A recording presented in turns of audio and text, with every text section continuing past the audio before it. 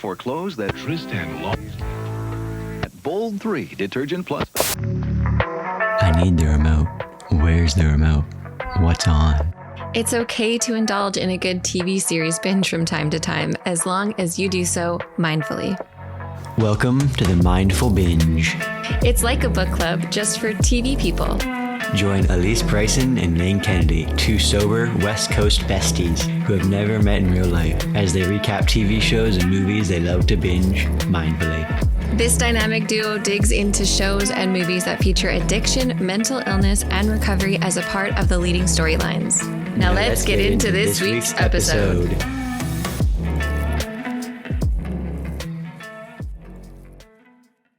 And just like that, we're back for another episode of the Mindful Binge. My name is Alysse Bryson. I'm Lane Kennedy. And we are so excited that you are here. We are still talking about the Sex and the City reboot. And just like that, this episode is number 6, Diwali. Am I pronouncing that right? Diwali. Yes. So the scene, let's just get right to it, shall we? Yeah, let's do it. Let's jump in. What are we doing here? So the scene opens with Carrie in her new, very sterile, very white, very lots of windows. Too much. Penthouse-esque apartment. Very cold for Carrie. So not a lot her. of personality, not her. But you know, she had to get out of the apartment she was in with Big. Yeah. And you know, she's kept her brownstone all these years because that's where she goes to write and nostalgia and this and that. Must be nice to have so much money that you can just have multiple places. I'm not bitter at all. So we find her in this new, glorious, prestigious, fancy new place, but it's just really not her. It's not her. It doesn't feel like her. It doesn't look like her. It's not her. I do like it. I don't think I would live there. No, I wouldn't live there. And Seema is there and she has to step out and take a call from her parents, which, you know, they're talking. I think they're talking about the upcoming party that's going to be at their house. And her dad asked her if she's smoking. And while she's smoking, she was like, no, I don't smoke. I used to do that. I used to lie to my parents about smoking. Mm-hmm. Yeah. And pretend like I didn't smell when I would show up at their Wasn't house. happening. Yeah. No, they didn't believe me. Our next scene. Wait, can we talk about Carrie's outfit in this opening scene? What'd you think? It was like a culotte, knee-high boots, brown suit situation with her hair tied back real tight. What'd you think of that? I would wear that. I liked it too. Okay, good.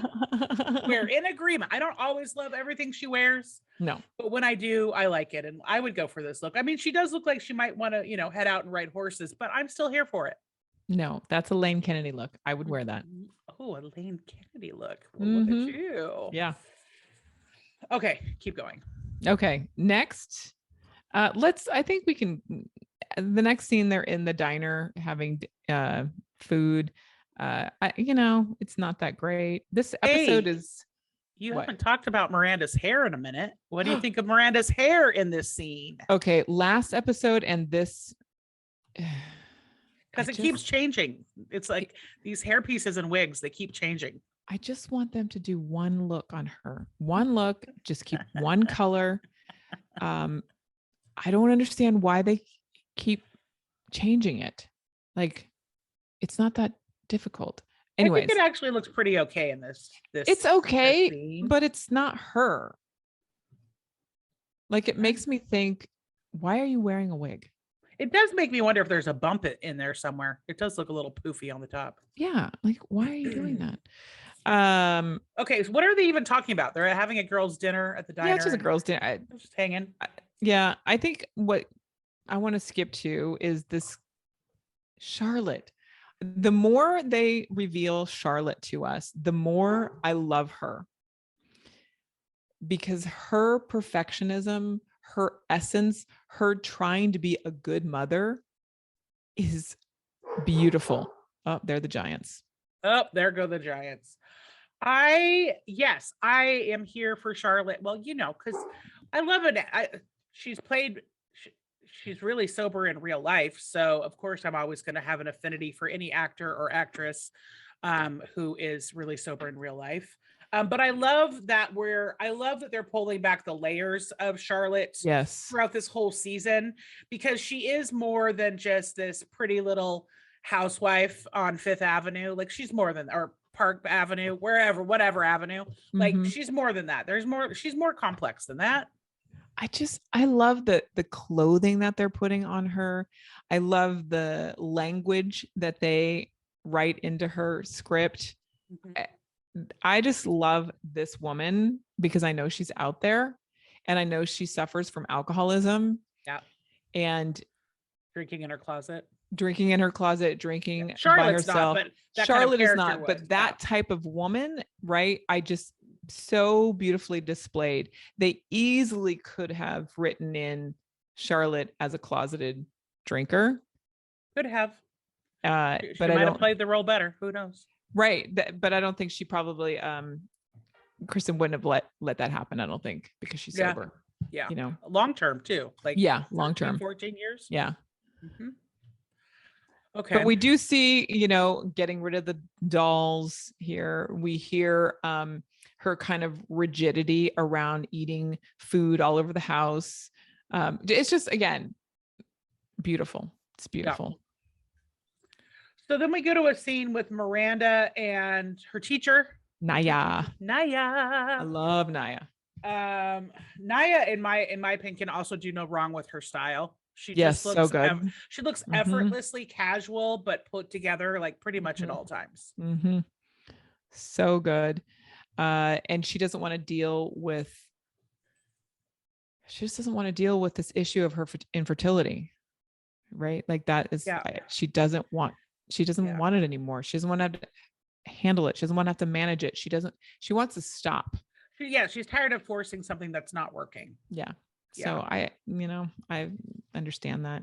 Our next scene is Carrie and Seema they're shopping at that gorgeous dress shop. Yeah. Oh, and let's talk about what they're both wearing. Of course, I always love Seema. I want to be friends with Seema. She's just so chic and put together. But I love it when Carrie's hair is down and curled and with her hat, like, because her hair is pulled back a lot, which I like that look on her. I do. As someone with really long hair, I most days pull mine back, but I'm loving that her hair is down in this shopping picture for sure. Her outfit, Carrie's outfit in that scene, it's kind of ho-hum. I think Carrie in this whole episode is kind of ho-hum, honestly. Well, her hair is good. Can we agree on her hair? Yes, her hair. I do like her hair. Okay, good. Yeah. So they're shopping because Seema needs a dress for this party, and Carrie is like, "Ooh, sparkly, pretty dresses. I want." Yep. And I love that she asked, like, "Well, would it be culturally inappropriate if I get one?" And Seema is like, "No, you're coming to my home. I'm inviting you. We're here. Like, go for it." Yeah. Which I love that. I guess my question is, like, would that have been appropriate if they were not going to a house party and it was just a gala? Like, where are the lines here when you're dressing in other people's cultures? Yeah, I don't know. I don't know. If you know, please. If you know, please let us know. Direct message us. We really want to know. Please. Our next, now we're going to get into some good emotions. I like this next scene where they enter the storage unit. Yeah, I don't like Carrie's hat in here. It's stupid. No, again, the outfit, the hat, the whole thing. No. Yeah. But there is a moment here that I really appreciate. And you mentioned the size of the storage. And I actually, as I was reviewing this again, I was like, unit is ginormous. Nobody has that big of storage in New York. In New York? That much extra space. Give me a break. Yeah, that's kind of, you're asking me to suspend big belief on that, but I'm going with it because I love you guys. It's okay. I do love that Carrie has a breaking moment here. Like, I see, oh my God, she really does have feelings. She really does miss Big, because we haven't seen that at all. And we're 6 episodes in. Mm-hmm. That's. Do you just really want to see her cry and break down? Yes, I do. Like, come on. Like, she is not real to me right now at all. She has a lot of money. She can do whatever she wants. She wears whatever she wants. She is not an emotional creature yet to me. So having her break down in the storage unit, I was like, okay. She's kind of real. Well, so then the next scene, we see her back at her cold apartment wearing, this is like the episode of hats. This is the episode of hats. Yes, that's what it should be. The other name for this episode should be For the Hat of It or something. This hat is like, I'm here for this hat, actually. I like this hat. I think it's hilarious that she's just wearing this ginormous hat in her apartment. And part of it, it's like a sun hat because there's so much sun coming in. I think she even makes a comment at some point where she's afraid she's going to get skin cancer because there's like so much sun coming into this apartment. And then the beeping is going off and she can't, this apartment is too high tech for her. She can't figure out where the beeping is and no one will come and fix it for her. And you know, it's just, she looks so uncomfortable in this new space. Yeah, it's the breaking point, the beeping noise. Yeah. Well, that would do it for me too. I don't know how she gets to that, like, I'm going to sell. Like, I don't know how buyer's remorse is on real estate. Like, I don't think you have it. Can you buy and sell that fast? But that's what she's doing. Again, this is what they're asking us to believe. Okay. So I'm going with it. Maybe if you have that much money, you can do whatever you want. Maybe that's what it is. Which, you know, she did, except for that $1 million that went to what's her name. She did inherit all of Big's. Right. Maybe, portfolio. She can just, and she has her brownstone, so she can just let that sit and go on the market and she can do whatever. Yeah, that's true. That's true. Yeah. Our next scene is with Fertile Myrtle. Well, isn't there a little hot guys scene? Oh, where Rock goes to the hot guys bakery? Didn't that happen just like a glimpse? Or am I making that up? No, not. Oh, maybe that was before the hat scene. Yeah, no, that's My bad. Okay. Hot guys, I'm here for. I just didn't want to miss out on the carbs. Just wanted to sneak those in. Okay. The hot fellas. So hot fellas. Okay, yes. So we're at dinner with Naya and her husband, and Fertile Myrtle. Yeah, Fertile Myrtle. She's not drinking. And then she's like, she makes a joke like, oh, is that because you're pregnant again? Ha, ha, ha. And then it turns out that she really is. And, you know, you can see she's just like, oh, I cannot get away from this topic. Yeah, no, it's painful. That's painful for me to watch. Yeah. I feel for her. It's uncomfortable, but again, real and appropriate. And they are doing a good job at displaying it, I think. Our next scene that we can cruise into is Miranda is now fantasizing and masturbating about Che. Constant. Okay, Miranda. I mean, it's so, and Brady's like, what's happening in there? But you know what? She's dumped out her booze, right? Yep. So she needs something. She needs something to entertain herself with. That tracks. Yep. That's right. She needs to get that dose, that hit. We see Naya and her partner trying to make a baby.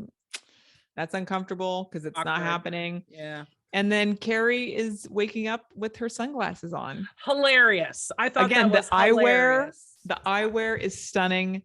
Yeah. Well, and just like she's just you know what, Carrie does not want to be exposed that much. She's just like, right, too much. Like, this is not me. Yeah. Here for it. Yeah. Hilarious. I love it. That's what the conversation was with Hot Fellas, is that he needed Carrie to go to the plastic surgeon. That's right. That's what it was about. Right. Which brings us to the moment, you know, where they are seeing a plastic surgeon because he wants work done. Yeah. And Anthony wants work done because he does, right? Because he's aging, right? And he has a company called Hot Fellas. Yeah, so he's got to be a hot fella. He's got to be a hot fella too. Yep. I love that. I mean, okay. I find it a little hard to believe that this is their first time going to a doctor that's going to give them, you know, Botox or fillers or anything. Like, I feel like that would have happened before now, but fine, it's happening now. So Carrie goes to be of moral support for Anthony, and then just like, you know, since I'm here, like, What do you think? Well, the doctor thought No? they were there for Carrie, not for Anthony. That's right. That's right. You're right. You're right. So they and did, which that means was she good. assumes that he looked at her and assumed that she needed work done, which Right. makes her feel very vulnerable and uncomfortable. Right. And then going through that process of, well, you could have this. And I love how he pulls that image of her up there and starts to show. Right. Starts like filtering. Like, this is what you could look like. I'm like, oh my God, I need that now. Like, I know. I was like, I needed to make an appointment right now. Yeah. Like, this was an episode where they were selling beauty. Like, let's everybody have a makeover. Yeah. But hey, at least they were showing that both men and women go and get things done. Well, I did appreciate that. I'll appreciate that. I did appreciate that. It just made me uncomfortable that Carrie was like, oh, hello. Like, like, oh, I know that girl. Did you like Carrie's suit ensemble in this scene? Just kind of like strap suspenders. Yeah, no. Suit. No, wasn't doing it for you. Okay. No. No. I think if her hair would have been down in this, it would have worked better. Yeah. Now I'm getting very picky. Getting very picky. All right. Next scene, moving right along. Now we're at the park. Miranda and Charlotte and Carrie are at the park. And fun fact, they're having this beautiful picnic in what we can assume is Central Park somewhere. Yes. And Teetotaler's Wine, who has been reviewed on the Sober Curator. Yeah, that's a shameless plug. Yes. This is not an ad, by the way. I'm just talking about a brand that I like. They get a moment here in this scene, and beautiful. We knew this was coming, so I thought it was really cool to see a non-alcoholic beverage, because we know that industry is really booming right now. And although people in long-term recovery might be not necessarily here for it, I've heard from a lot of people in early recovery, it's helped them transition from being a drinker to a non-drinker. So while some people find it triggering, other people like it's a nice band-aid, or it's a nice way to transition. At the end of the day, I believe that there should be elevated drinks for non-drinkers. I do. And if you don't find it triggering and it doesn't give you consequences, go for it.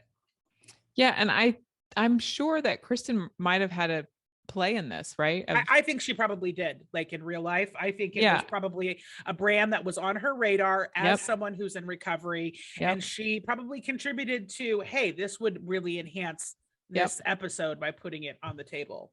Or at least I hope she did.